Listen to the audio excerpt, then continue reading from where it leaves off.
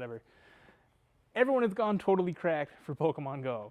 2016 will be remembered as the summer of Pokemon, which is fine because otherwise it's the summer of oh Christ, not another breaking news alert. I've seen roving packs of 20-somethings congregating down at the War Memorial, vaping and chasing cartoon bats every day for more than a week now.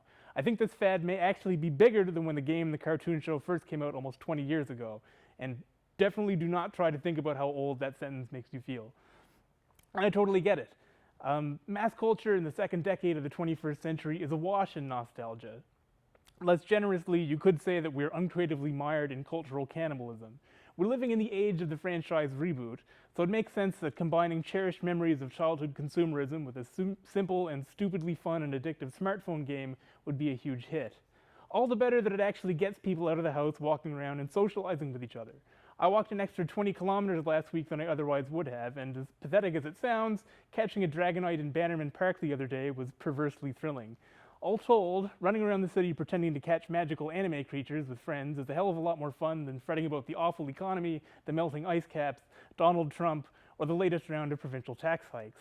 Plus, let's be real, all these warnings about peer pressure aside, it is outrageously fun to be caught up in a bona fide cultural phenomenon. Everybody needs to dissolve their ego in a little mass hysteria now and then, and give your rational brain a spa day every once in a while. It's probably good for you. Of course, the universal law of culture is that for everything that is powerfully popular, there's an equally powerful urge to shit all over it. Newfoundlanders in particular love to be contrary, and this makes us a culture of formidable haters. And not that there aren't things to hate about Pokemon Go. Gaggles of people wandering around with their faces glued to their phones is a recipe for disaster, to say nothing of the fact that all of our personal data is now sitting in a Nintendo server room somewhere, waiting to be sold to advertisers and scanned by the CIA. But the haters seem less upset about any of these actual concerns than at the prospect of nerds having fun in public. But freaks and geeks is more of a badge of honor than a slur these days, and hell hath no fury like a gamer scorned.